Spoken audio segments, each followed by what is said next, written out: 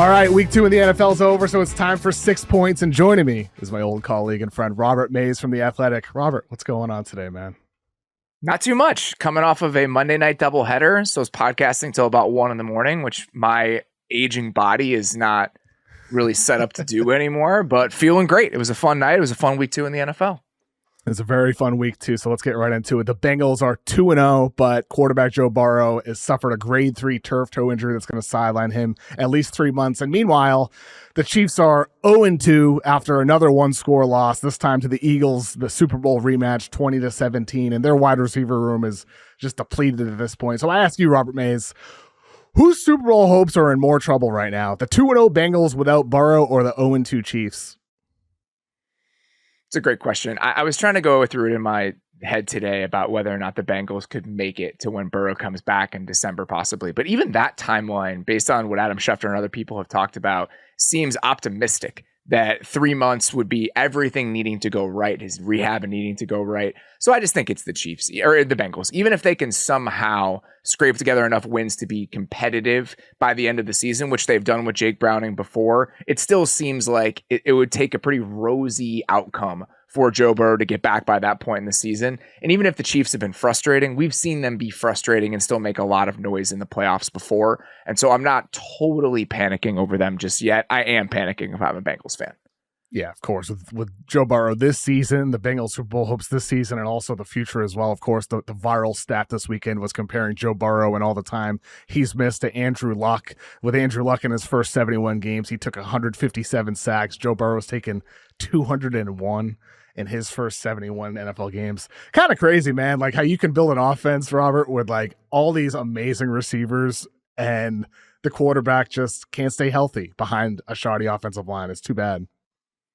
Yeah, I think it's a combination of a lot of stuff. Early in his career, Joe took a lot of sacks that were his fault, maybe a strong way to frame it, but he welcomed a lot of pressure with the way that he played early in his career. That's gotten better over the last couple years. Unfortunately, last season, he had to deal with one of the worst offensive lines he's had. This year, they made a decent amount of investments in trying to make sure that this group got back to a passable level. I think the Jags front is pretty good. And so I don't think there's ever been one consistent answer as to why the pass protection has been bad or why Joe Burrow gets hit a lot. It's been a different answer every single year. And so for them to land on this 2 weeks into the season, it's a bummer. Like this, I want the Bengals to have one normal fall. That's all I want. Just to have one normal September where you're a standard, boring football team that like just goes 3-1. You beat the teams you're supposed to beat and the quarterback stays healthy. Unfortunately, they are incapable of doing that. Yeah, and I would agree with you, though. I think the Bengals are more in trouble for their Super Bowl hopes. The Chiefs are 0-2, but they've lost only by a combined 7 points, and it's a Super Bowl rematch against the Eagles, a great team, and it was winnable. You have Travis Kelce, butterfingers at the goal line, bounces off of his hands, an interception. Patrick Mahomes misses a wide-open touchdown down the field. Butker misses a field goal, and these are like convertible plays, and so they're 0-2 and one-score games so far this season after going 10-0 last season. There's a chance like a lot of these close games could go in their favor again the remainder of the way, especially once they get their wide receivers back. But do you think Xavier Worthy and Rashee Rice, once those guys are back, does that help some of their issues this season? I do. I do think it does. I think that the way that those guys complement one another and how they can use Worthy and Rice specifically, we've really never seen that version of the Chiefs offense for an extended period of time. You know, the game I always go back to is what they looked like in week 1 against the Ravens last year, where you kind of see the vision. Xavier Worthy, they drafted him in part to be like a space clearing player for all the underneath receiving options that the Chiefs have. And Rashee Rice is one of the best players in the league at that. Like very few guys are better after the catch, can be more explosive on underneath routes and underneath throws than Rashee Rice has been over his first 2 years. But if you don't have anybody to create that space, then it all starts to kind of fall apart. And so I'm still holding out hope that when we get the full arsenal of these guys for the Chiefs, we could see something close to what we saw for the first month of last season. And then you combine that with, you'd hope that the offensive line, especially the left side, with Josh Simmons in his first 2 games, Kingsley Suamataia moving over to left guard, he's only had 2 starts there. I have hope that that group can get better over the course of the year. So if you combine that with the receiving core getting healthy, I do think that we're yet to see the best version of this Chiefs team, and it very much is still on the table. We saw the Eagles defense play a lot differently against the Chiefs in week 2 than we did in the Super Bowl. They blitzed a lot more. I think their blitz rate was around 40% compared to 0 in the Super Bowl. Mahomes was 3 of 10 with a sack and an interception against the blitz in week 2.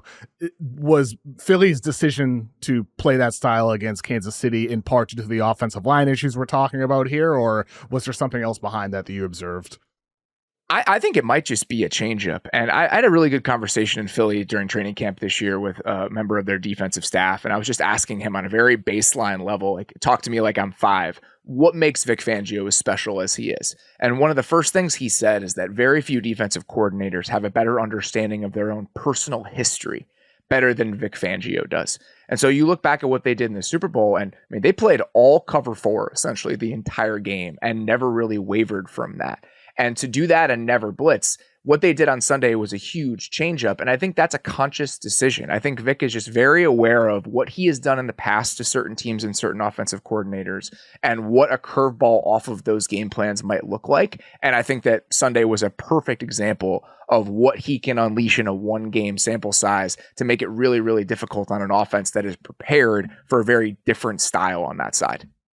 All right, my second point here. Daniel Jones and the Colts, they moved to 2-0 after beating the Broncos 29-28. Vibes are good, Robert, man. Like, dude, like Colts owner after the game, you got Tyrese Halliburton doing a crazy celebration, Pat McAfee after the game-winning field goal, and Daniel Jones looks good. Last time I'm watching the NFL closely, Daniel Jones looked horrible. And I'm watching this guy through 2 weeks thinking, damn, I wish I drafted Tyler Warren. Man, I wish I drafted this guy. And he has 2 passing touchdowns, 3 rushing touchdowns, spreading the ball around. Jonathan Taylor still looks like a beast, but it's only been 2 weeks here. So I'm wondering, do you think this Daniel Jones-led Colts offense is for real? I'm going to hedge really hard right now. I believe in certain aspects of the Colts offense, and I believe in certain aspects of the Colts offense coming into the year. You know, when you look at this pass catching group specifically, I think you could make a really solid argument that this is the deepest and most varied group of pass catchers in the NFL. You have Alec Pierce as like a very traditional down the field vertical option. He's incredibly good at that. You have Josh Downs, who had a really big game last week and just was perfectly deployed as your kind of shifty slot option, but he also has some verticality to his game. I think he's a really good player. Michael Pittman is like a perfect kind of slasher on all of those crossers as Alec Pierce clears out that space. A.D. Mitchell, who I still think, I'm really intrigued by A.D. Mitchell and always have been. I think he's a really good player in certain situations. I think they're learning exactly how to use him as kind of a vertical outside the numbers player in one-on-one situations. And that was before you even add Tyler Warren to the mix. Like, that type of tight end is really the only thing this pass catching group was missing.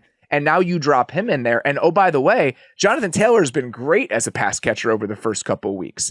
So you combine all of that with an offensive line and offensive line ecosystem that I think is very good. You know, they lost 2 starters coming into this year, but I feel like through the first 2 games against very good fronts, that group with 2 new starters has played pretty well. And I think Shane Steichen is a really good pass play caller. I think he always has been. It's a different style for him depending on the types of players that he has, but I think you've seen what makes him special over the first 2 weeks.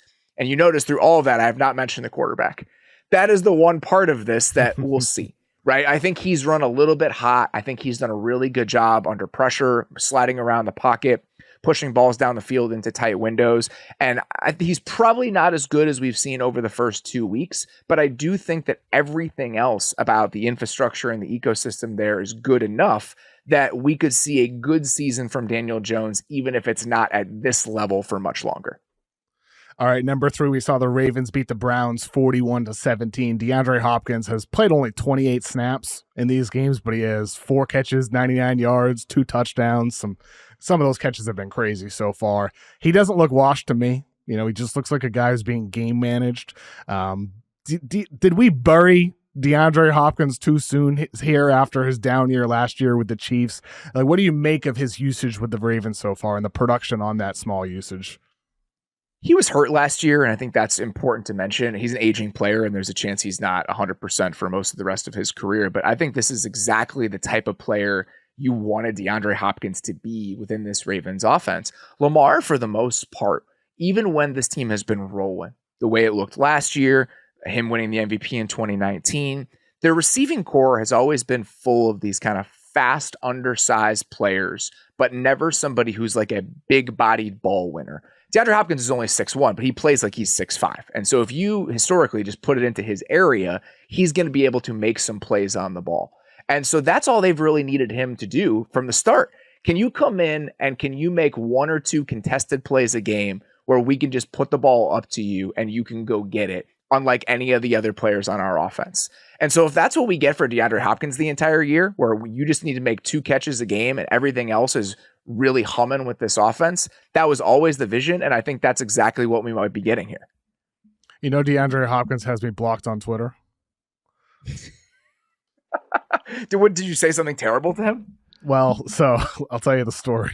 Back in 2017, Texans Chiefs. Oh. Chris Collinsworth mentioned during the Sunday Night Football broadcast that DeAndre Hopkins played basketball at Clemson. So I went into Synergy Sports, which is a database to find NBA video, and I found video of him playing basketball at Clemson, and I posted it.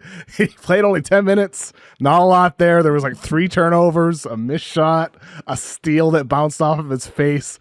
And I posted it, and I wrote in the post, I said, "Here are some Hopkins highlights. Football was the right choice."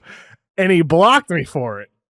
He blocked me. I didn't mean it to be an insult in the way it completely comes off. I totally understand why I got blocked, but I meant it as like, here's this unbelievable receiver who also was a multi-sport athlete in college, and he played a little bit. It's just supporting what Chris Collinsworth said. But yes, I understand why I got blocked.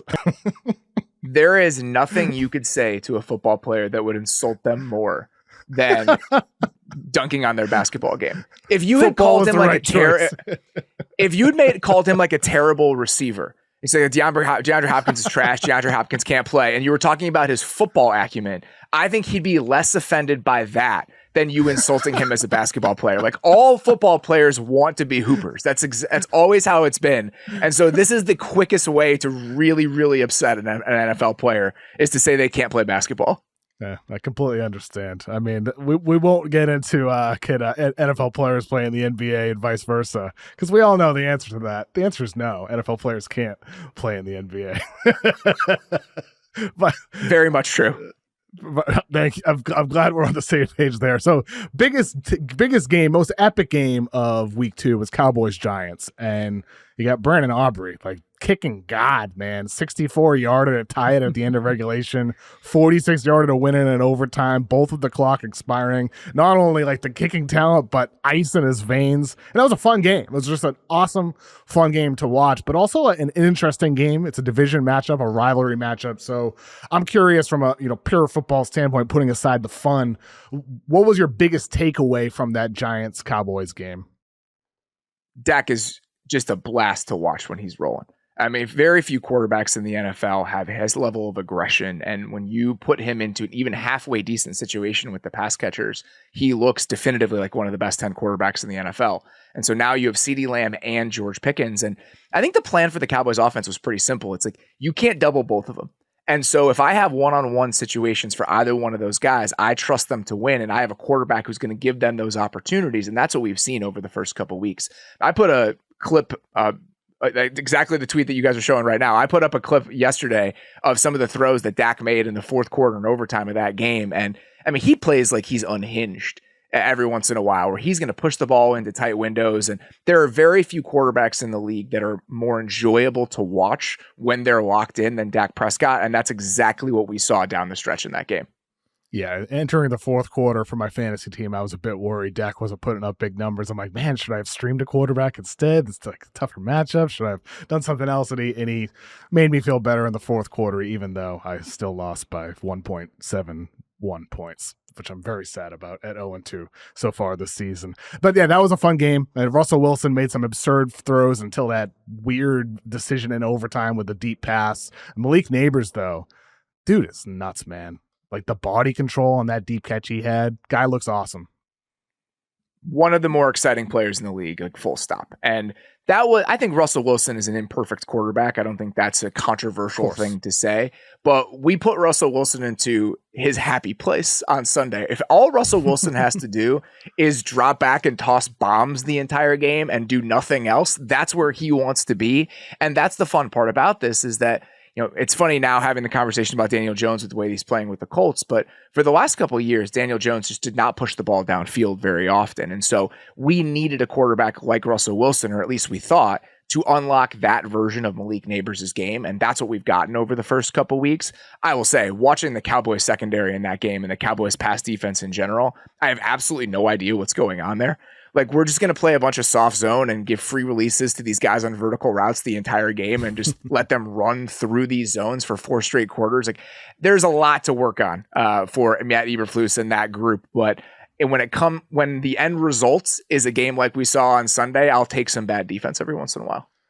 Going from quarterbacks who do throw down the field to one who has not had much success doing that, JJ McCarthy, week 2 for him. Not a great follow-up to his amazing fourth quarter in week 1. Aside from that fourth quarter in week 1, he's 18 of 33, 214 yards, 3 interceptions, 6.5 yards per attempt. It hasn't looked great, man, and now he's going to be out at least 1 week with an ankle injury, possibly multiple weeks. With JJ McCarthy's performance so far, do you think there's any chance this is a blessing in disguise for the Vikings to have him out? I don't think so, because Carson Wentz, I'm not getting excited about Carson Wentz in 2025, and also because this season was all about the development of J.J. McCarthy. We were talking all offseason about what the Vikings should do at quarterback and whether the Vikings should stick with Sam Darnold or whether they should move to J.J. McCarthy or even go to Aaron Rodgers, right? Like, this is a Super Bowl ready team, so how are you going to handle that position, the most important position in football? I was always of the mind that you needed to have JJ McCarthy play this year because 2026 was always going to be the year for the Vikings. It was going to be year 2 of him as a starter. He would have an entire year to develop and grow. And almost all of this roster was going to be coming back in 2026. And that's when you could really make a push forward. There were always going to be some growing pains this year, but you need him to work through the growing pains. So the fact that he already hurt his meniscus as a rookie, and now we're expecting him to miss 2 to 4 weeks, and he's hurt 2 weeks into the season, I think that is troubling. I wanted to see him work through some of those issues and just make sure that we were on the right trajectory over the course of this year. And that this already disrupts that. Yeah, I think I'm with you there, of course. But, from just playing devil's advocate here, there are people who would say, well, this is a Super Bowl ready team. Why would this be a developmental year for an unproven quarterback when this team otherwise is ready? Do you think that maybe that's overstating things with the rest of the Vikings roster, that maybe they actually aren't quite ready aside from the quarterback spot? Part of why you're a Super Bowl ready team is that you had the excess resources to spend on certain areas of the roster, right? So by sticking with JJ McCarthy, and so you look at the contract that Sam Darnold got from the Seahawks, it's like 3 years, $100 million. So it's about $33 million a year. And then you look at the way that the Vikings were able to spend in free agency. The entire plan for the Vikings team building model over these couple years was, we're going to move on to a rookie quarterback contract so we can use free agency to fill out some of the other areas of the roster.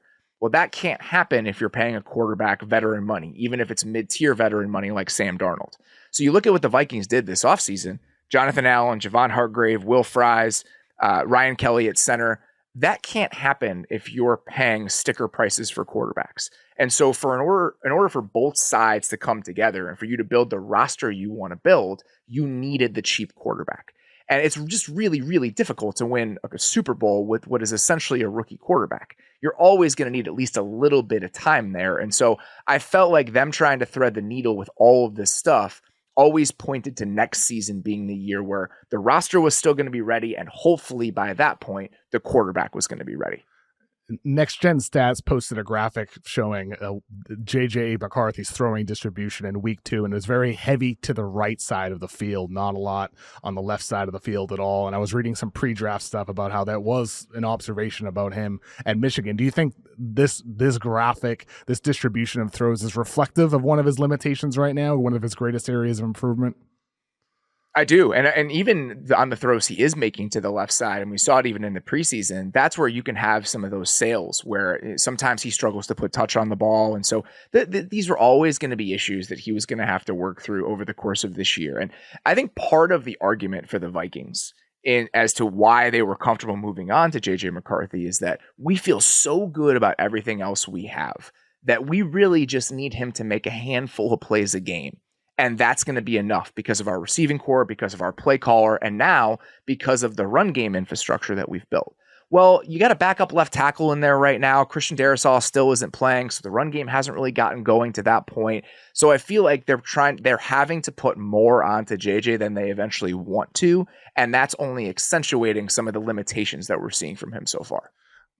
So I think with the Vikings, like the way we're talking about this is it reminds me of sometimes with NBA, it's like, when do you accelerate when you have a star player on a rookie scale contract, like the Spurs with Victor Wembanyama right now? When do you actually make your big move to try and go out and get that guy? And we've seen quarterbacks on their rookie deals, I believe, win the Super Bowl before. Russell Wilson, Patrick Mahomes. So we've seen this template work in the NFL before, and it seems like that's what you're saying the Vikings are going for, is when McCarthy's still young, when he might not be in his prime yet, the rest of this roster is great enough, and he's at least good enough and competent enough for it to work with him on a cheap deal because of how you can spend everywhere else.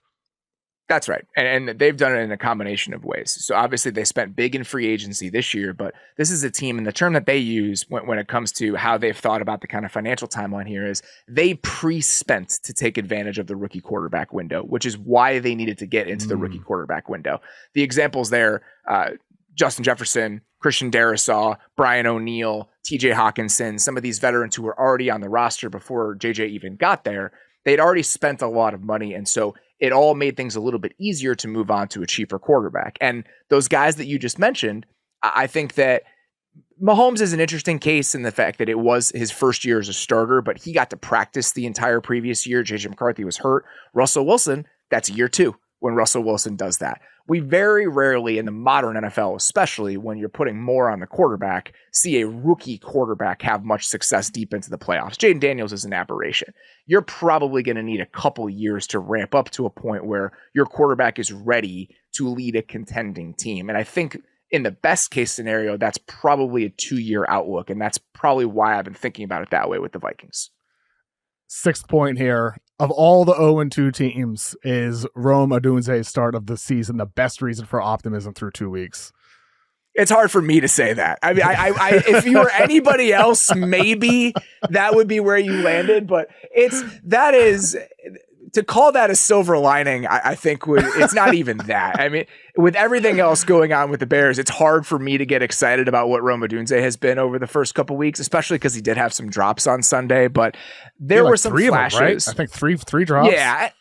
And one was on like maybe the best throw Caleb has made in his entire career at this point. That throw was nuts. What was that? Quadruple coverage? Not even that wasn't the one I was talking about. That one, I don't support that. Like I don't want to justify that sort of behavior. Okay. He had one where Caleb starts to his left, he's working back to his right, and Rome comes back into that window deeper into the progression. Yeah. And Caleb just puts it on him and Rome drops it. And so that's a play where it's like, that's a process over results thing. Like I love seeing the quarterback do that. And so if you're really, really coping hard as a Bears fan, what you saw from Caleb and Rome on Sunday might be enough for you to feel like a 2 out of 10 today instead of a 0. But given everything else that's happened to this team over the first couple of weeks, it's hard for me personally to find a lot of joy in the Rome Odunze experience. What has you most worried the most about the Bears? I was going over this with a couple of people yesterday. It's hard to land on only one thing. The defense has been troubling over the first couple of weeks. And we see this a lot. You know, again, if you're trying to spin it optimistically, Vance Joseph is a very good defensive coordinator. The Broncos have been one of the best defenses in the league over the last couple of years. In year 1 of him as a defensive coordinator when they were in Denver, they gave up 73 points in a week 3 game to the Dolphins. And then the next season, they were one of the best defenses in the league. September football is really hard to contextualize. You know, when you're in a position like we are, you can't just sit here and say, well, we're just not going to talk about any of this stuff until Halloween. Like, that's just not something that you can do. But there are so many things that happen early in the year that are just complete mirages that never end up becoming important. So part of me is saying it's early, it's September, take a breath. But when you watch the defense just to be completely hapless the way they were on Sunday, all these guys that you pumped a decent amount of resources into, a second round corner that keeps getting burned, off-ball linebacker that you're paying at the top of the market that continues to struggle, a pass rush that you've invested a lot in. Grady Jarrett, Dio Odengbo, Montez Sweat, all guys on big second and third contracts. They have the lowest pressure rate in the NFL so far this year. So there are definitely areas that are causes for concern. The offenses looked really sloppy, but this is always the reprieve with me early in the season is it's 2 games. It's 2 games. Some of this stuff is real, some of it is not, and hopefully we will find out pretty soon where all that stuff falls on either side of that line.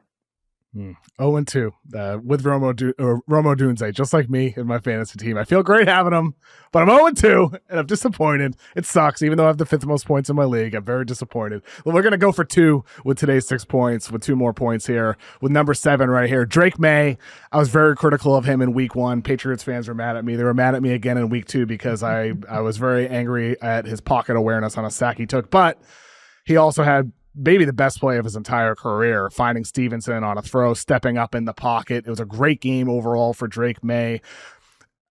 Big step up for him. And I was originally going to ask you, did you think Drake Maye's week 2 performance was more about his progress or the Dolphins being awful? And then this morning I read a piece by Evan Lazar at Patriots.com where he detailed how week 1 to week 2 for the Patriots offense was so dramatically different from a structure standpoint. Shotgun formation, they were in week 1 77.9% of the time to 41.8% of the time in week 2. Motion rate went from 17.6% in week 1 to 69.2% in week 2, and then play action 35.3% in week 1 to 60% in week 2. So I'm changing that question a little bit to you, Robert, to ask, was it more about the tweaks of the Patriots offense or the Dolphins being garbage that contributed to Drake Maye's play in week 2? I think it's a combination of the two. There were definitely a couple play action concepts in that game that just allowed them to have a couple layup completions, even down the field. I mean, that little leak route that they have to Austin Hooper and Hunter Henry are the same person to me. The little leak route they have to Hunter Henry down the left sideline for that chunk play, I think that's solely by design. And then the touchdown to Matt Collins, that's something where it's under center play action. And so them hitting a couple of easy completions off play action, you love to see that, take a little bit off your quarterback. And then I feel like you combine that with, I liked the operation and just how consistent the easy completions were for Drake Maye in this game. You know, I wanted to say he was, I can't remember the exact numbers, but on throws of less than 10 air yards, he was really, really good in that game. And I think that just kind of making sure your decision-making is sound, you're working quickly, you're accurate in the underneath areas, the explosive plays are going to come with Drake Maye. Like, that's who Drake Maye wants to be. Those plays, including the one to Ramondre Stevenson down the right sideline, he's going to try to make those plays. The Kayshon Boutte touchdown, he's going to try to make those plays. I think it's all about him making sure that he's hitting the layups consistently. Is your decision making good? Are you playing on time? Is the easy stuff, does it look easy? Because the cool stuff and the exciting stuff is going to come. And so I think that's what was so encouraging about the Drake Maye performance, is that he was not forcing it. There was not playing outside of himself, taking what was there. And I think that that's why you saw the best version of this Patriots offense.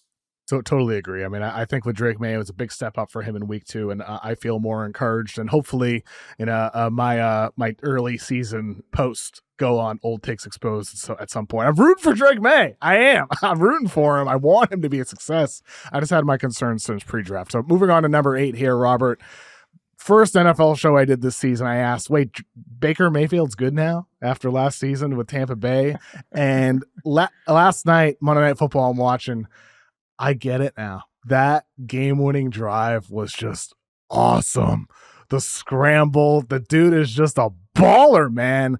I get it with him at this point. I get it. The dude's really good. Geno Smith, on the other hand, I had the same questions. Like, wait, Geno Smith is good now.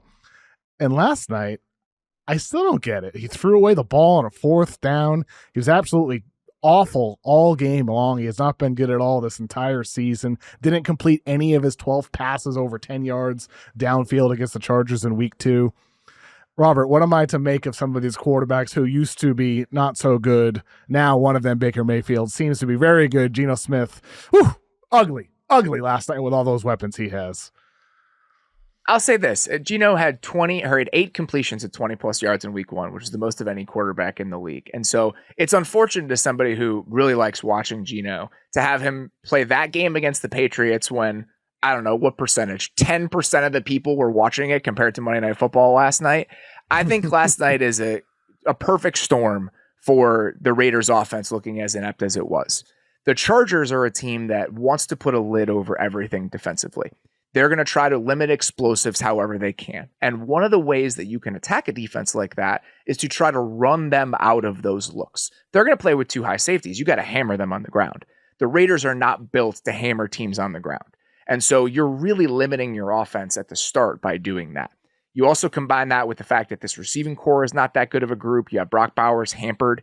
And I think Geno played one of the worst games I've seen him play as an NFL player since he became a starter again last night.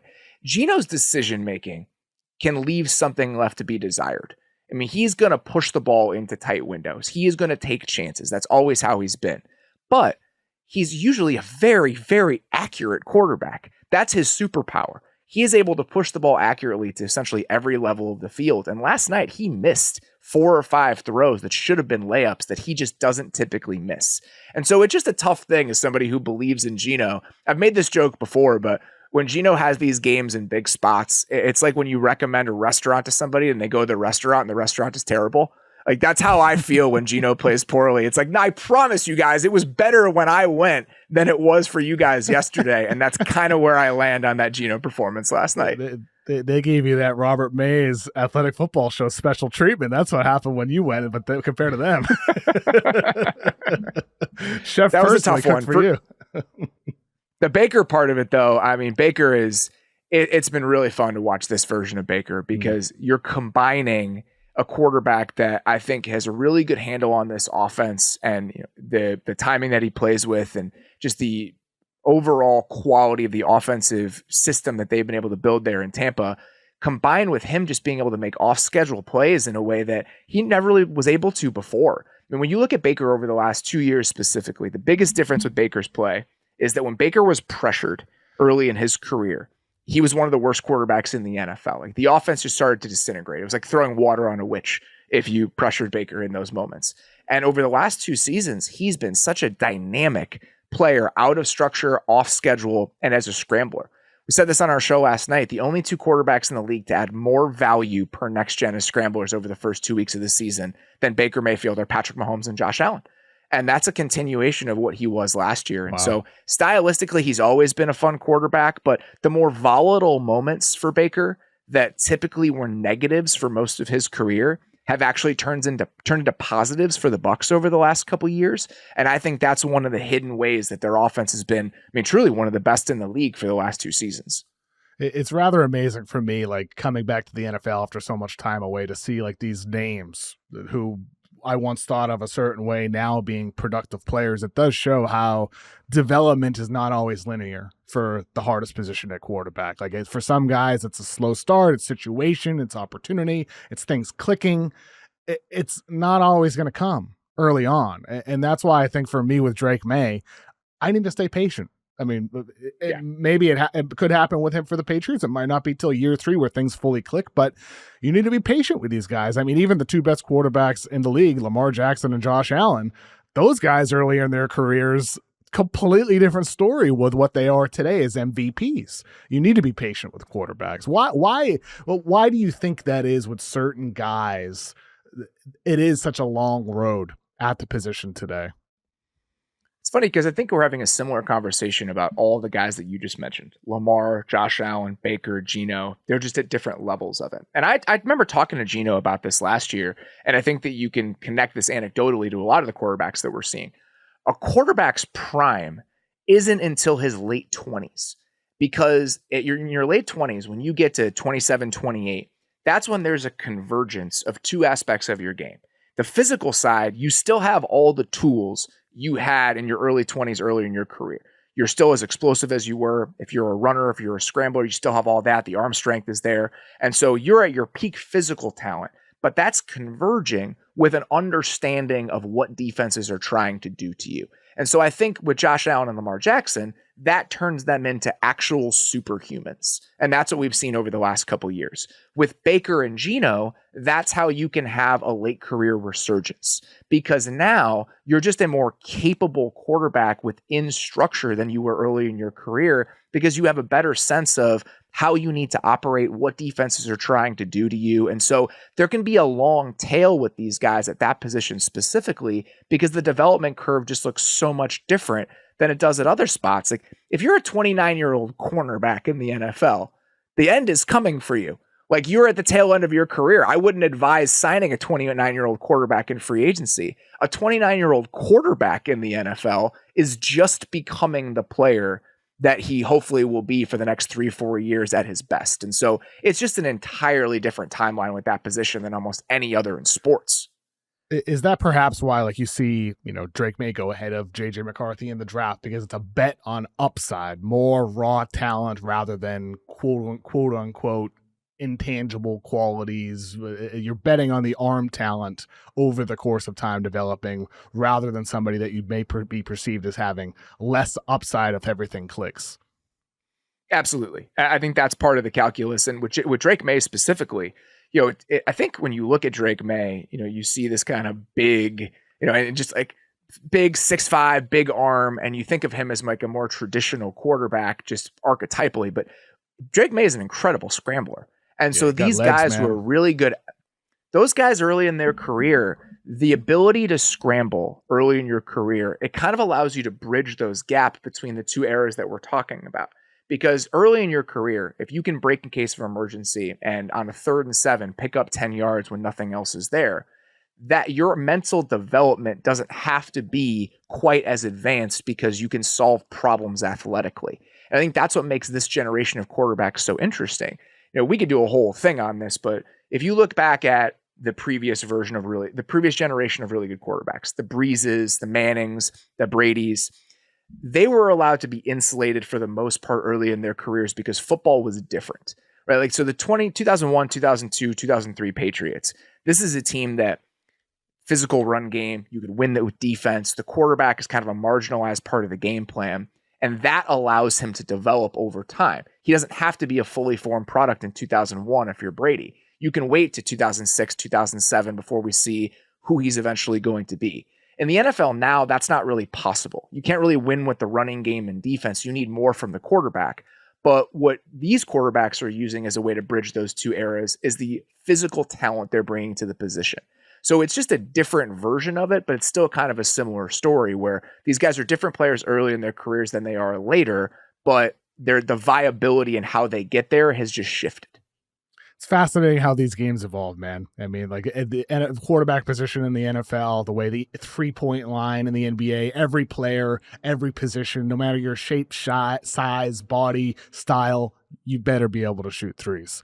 Unless you're a guard who can screen and finish at the rim like Amen Thompson. Like these games just constantly evolve. I think that's what makes so beautiful being a sports fan, man, is just seeing the evolution of the game decade to decade, generation to generation.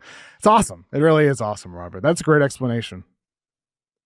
Yeah, I think it's a very good comparison, comparing like 7-footers who can shoot the three to quarterbacks who can move. I think that's actually a perfect comparison because you have these guys who had one specific way that they contributed to the game, but now there's just the way that we develop these guys has just changed so much. Like, right? Like when you're a tall player in basketball now, or even early in your career, when you're developing as a young player, you're encouraged to shoot.